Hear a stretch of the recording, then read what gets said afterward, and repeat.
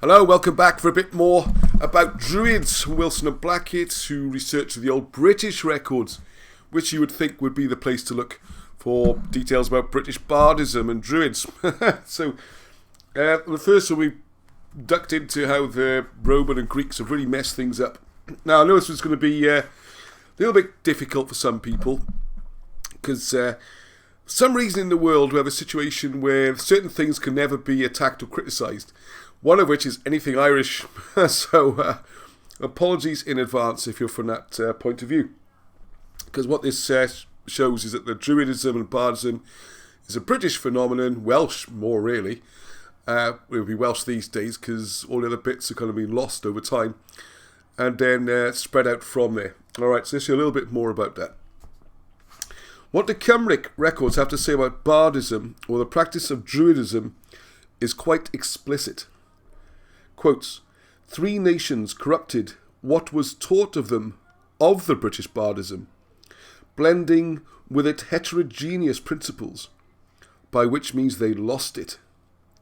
The Irish, the Latavian Cymry, that's the Bretons, and the Germans. So I find the Germans, it doesn't say more about that in here, because I found that very curious. Anyway, to continue, and this is from their institutional triads. So you can get these books, the Bardas and the Triads and things like that. Very ancient sources. So quotes, for 3 reasons are the bards titled bards, according to the rites and institutes of the bards of the Isle of Britain. First, because bardism originated in Britain. Second, because pure bardism was never well understood in any other country. Thirdly, because pure bardism can never be preserved or continued but by means of the institutes and voice conventional of the bards of the Isle of Britain. So they're pretty unequivocal about that.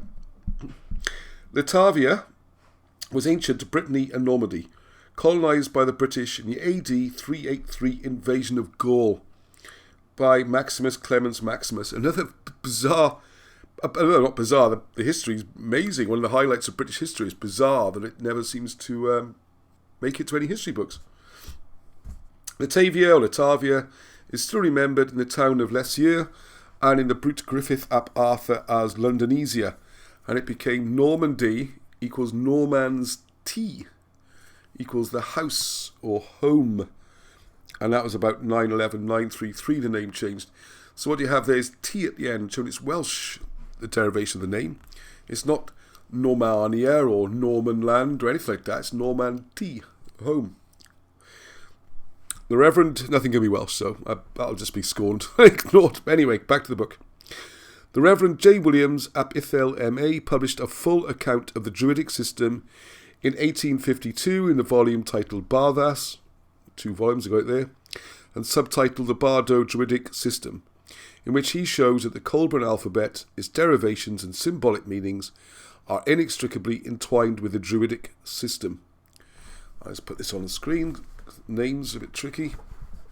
Basically, there were 3 circles of existence, which were 1, the circle of Abred, and which all corporal and dead existences. So that's the land of the dead. The second one, circle of Gwynfod, or Gwynfod, in which all animated and immortal beings. That's us, I imagine.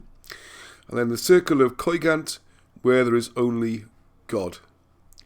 All beings emerge from Anun, the other world, or the great deep of outer space, which is a form of limbo, where the least possible life existences survived in a form of coma.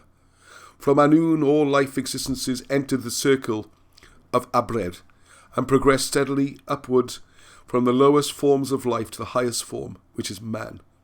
Each being or soul had to endure all the known forms of life successively. So starting off as an amoeba, the entity moves steadily upwards to become, say, a worm or a sea slug, and progress through all the various insect, fish, bird and animal forms.